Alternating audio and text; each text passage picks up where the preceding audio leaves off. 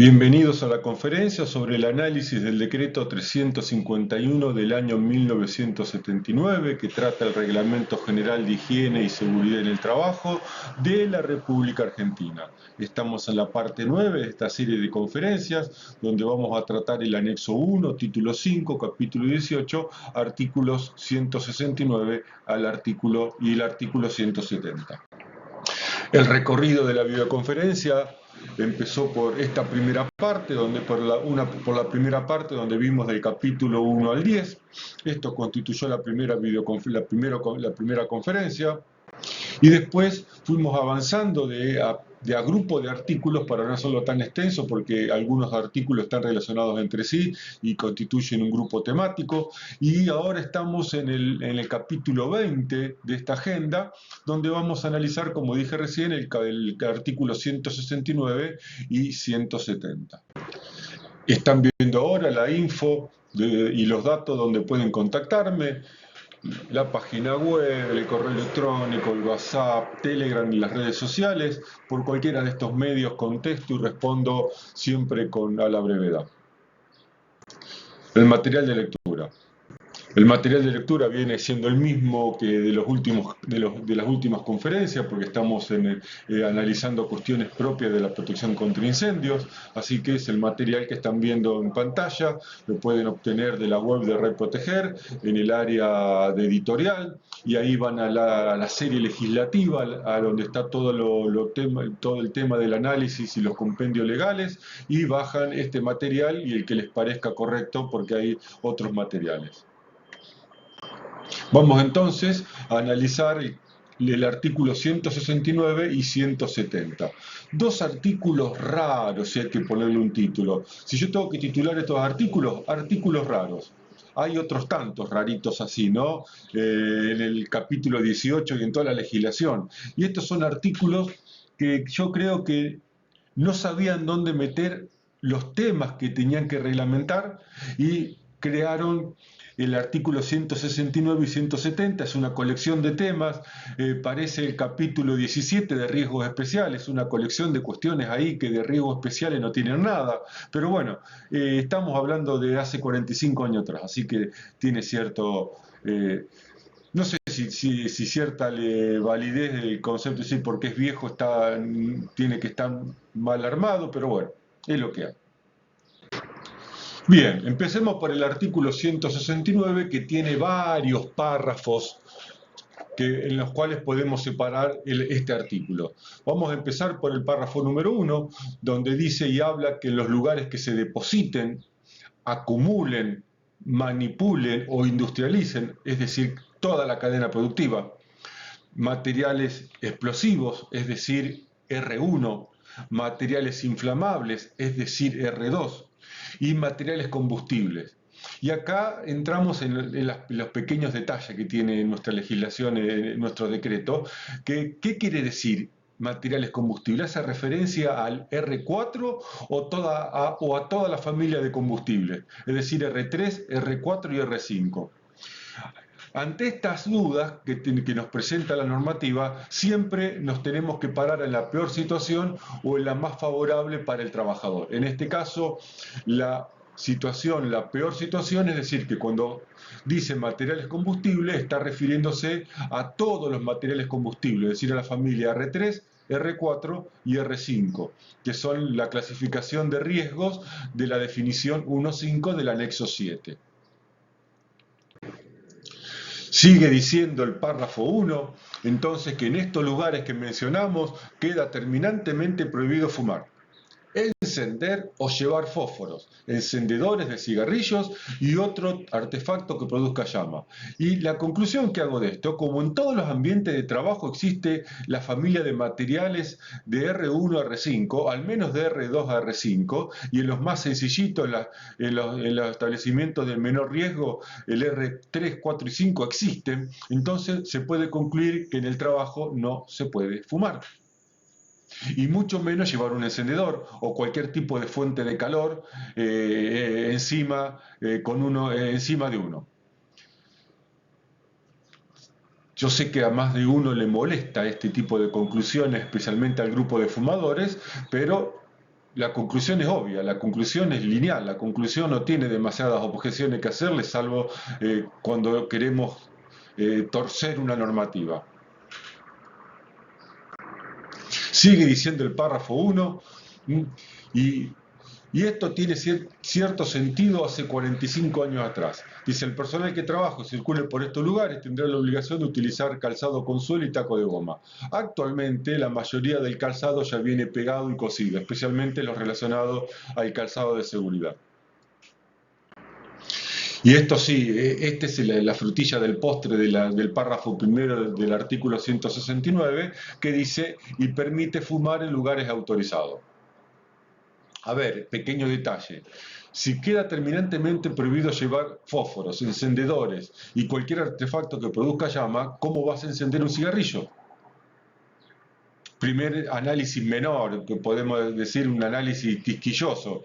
Pero más allá de este detalle, ¿alguien se imagina cómo puede habilitar un fumadero en una empresa que manipule, deposite o industrialice explosivos? O que manipule, deposite o industrialice inflamables.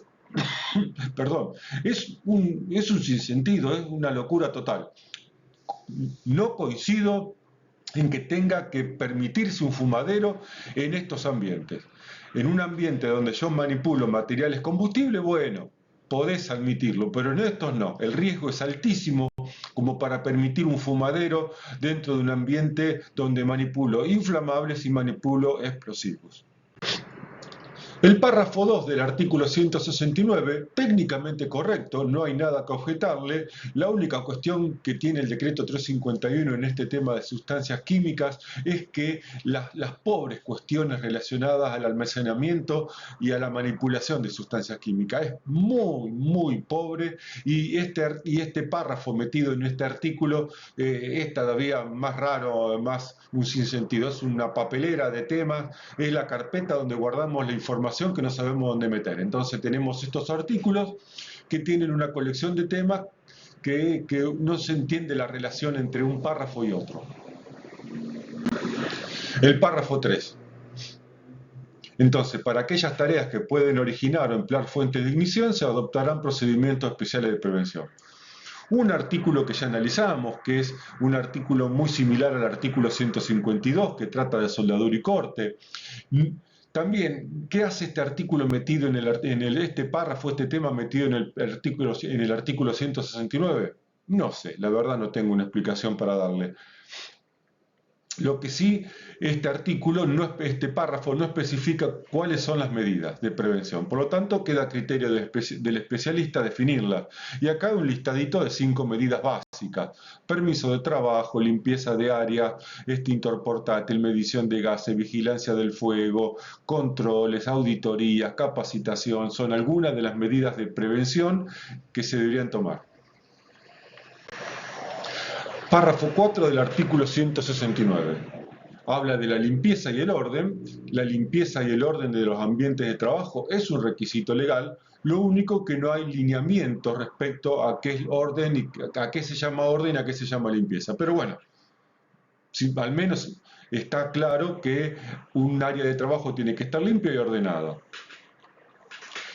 Con la eliminación periódica de residuos. La periodicidad está relacionada al tipo de residuo. No es lo mismo un residuo orgánico que un residuo metálico o un residuo no orgánico. Entonces, la periodicidad va a estar en función de la época del año. Si hablamos de un residuo orgánico, porque no es lo mismo un residuo orgánico en verano que un residuo orgánico en invierno, donde a lo mejor no genera tanto olor y tantos problemas por la baja temperatura. Sigue diciendo, colocando para ellos recipientes incombustibles con tapa. Al menos para los residuos del tipo combustibles, los recipientes tienen que ser de materiales combustibles. No podemos usar recipientes o tambores o tachos plásticos. Los materiales de los recipientes tienen que ser incombustibles. Donde coloco los residuos periódicos deben ser incombustibles, y especialmente con tapa si hablamos de que hay restos de inflamable o restos de materiales combustibles. Más que nada porque si salta alguna chispa o está ahí dando vuelta alguna fuente de ignición, puede iniciarse un incendio. El párrafo quinto del artículo 169. Párrafo perdido y ubicado donde cayó al voleo. No había dónde meterlo y dijeron artículo 169. Otra gran deuda de nuestra normativa y de la cual habla bastante poquito son las condiciones para almacenamientos o los depósitos de materiales generales o de mercaderías generales. Hay cuestiones muy perdidas, hay cuestiones muy aisladas, muy perdidas y muy mínimas, muy mínimas. Es otra gran deuda que tiene nuestra normativa en materia de almacenamiento de mercadería general. Muy buena medida para un almacén de mercadería general. La idea es generar barreras cortafuegos entre los depósitos que tengan, entre los materiales combustibles. No está mal, la verdad es correcta, pero sigo diciendo lo mismo. Son temas que están metidos en un artículo así al voleo, un artículo genérico que trata cuestiones disímiles y diferentes.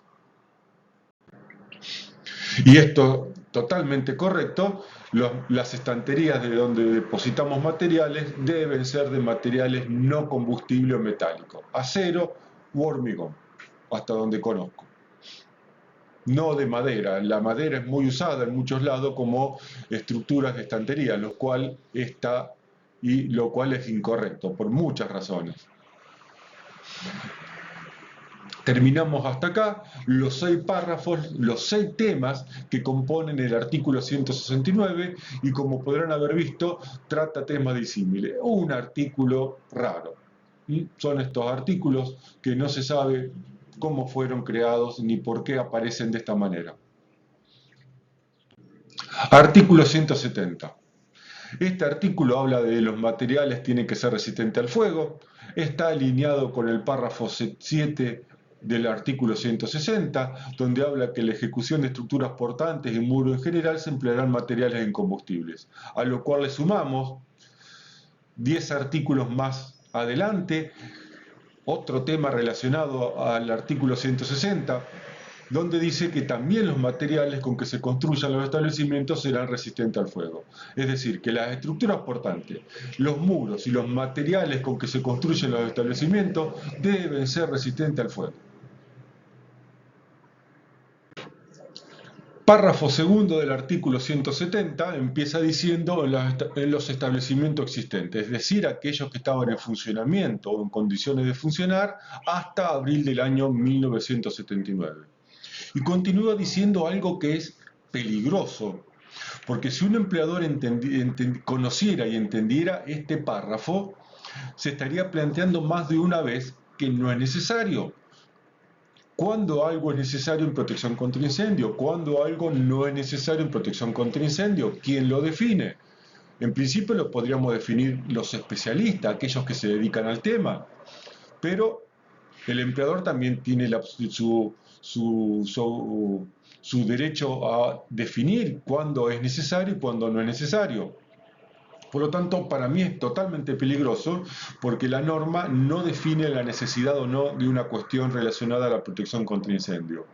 Y lo peor es que se contradice con el artículo segundo del decreto 351, el artículo segundo del anexo 1 estamos hablando.